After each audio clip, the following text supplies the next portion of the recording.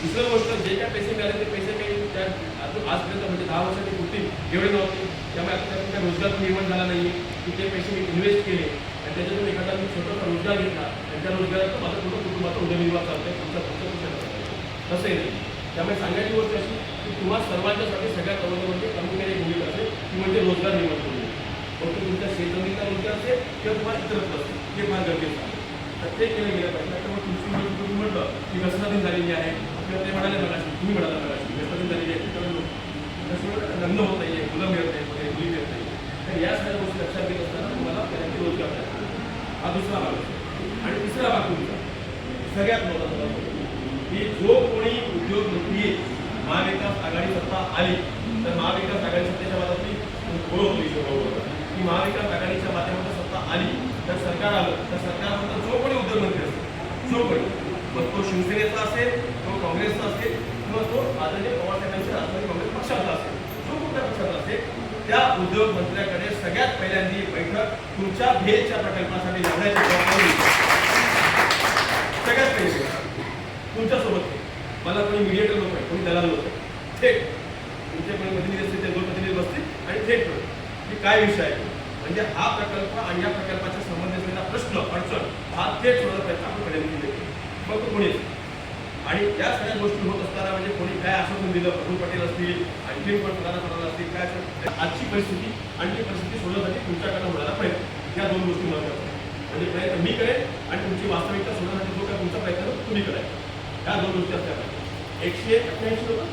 188 लोकांनी प्रामाणिकपणाने येणाऱ्या काळामध्ये रस्ते असतील, इश्यू असतील आणि काही मंडळ असतील एक BJP माध्यमातून काही कुणी पण पुढाकार घेऊन 10 लोकांनी आपण एक ॲफिडेव्हिट तयार करायचं.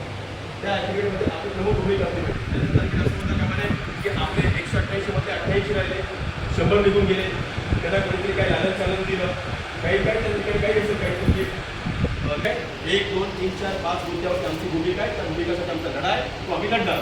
ही भूमिका जो कोणी खातेदाराचा प्रमुख असेल तो त्याच्याकडे त्या ॲफिडेव्हिटच्या माध्यमातून घेतो. हे घेतलं तरच लढा लढता येईल. लढा लढण्यासाठी तुमची ताकद असणं गरजेचं आहे. आणि या सगळ्यासाठी सगळ्यात महत्त्वाचं म्हणजे की तुम्हाला मिळणारे ह्या अधिकार आणि त्या अधिकारातून तुम्हाला मिळणारा न्याय जर तुम्हाला हवा असेल तर त्यासाठी डॉक्टर बाबासाहेब आंबेडकरांनी दिलेलं जर हे संविधान जिवंत राहिलं तर तुम्हाला तुमचा अधिकार, तुमचे न्याय मागता येतील.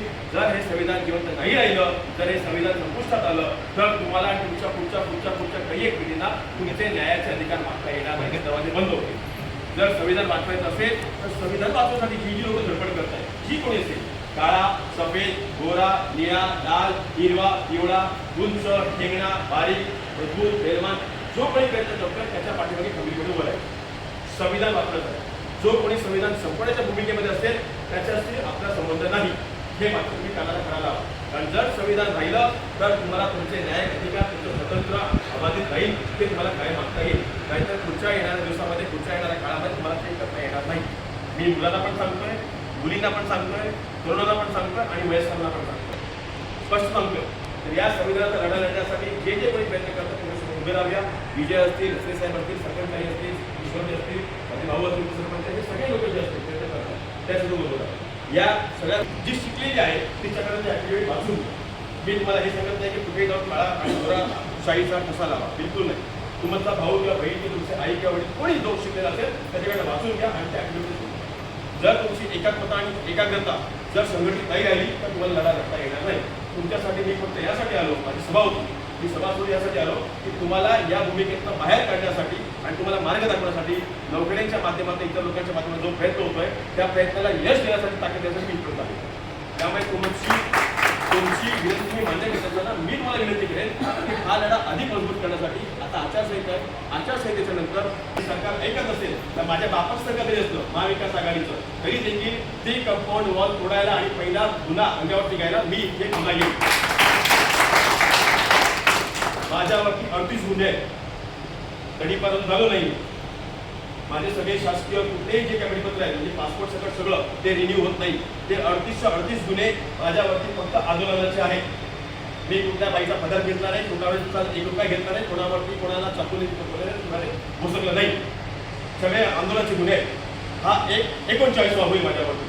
तुम्ही पण मात्र ताकदीने उभं राहावं लागेल. विश्वास असे म्हणाले असं तुम्हाला एकत्र राहावं लागेल. ते करा. आपण महाविकास आघाडी सरकारच्या माध्यमातून सध्या आचारसंहिता आहे, निवडणुकीत तुम्हाला काही आश्वासन करत नाही, पण महाविकास आघाडी सरकारच्या माध्यमातून जो कोणी उद्योगमंत्री आहे त्यासोबत पहिली बैठक तुमची आहे.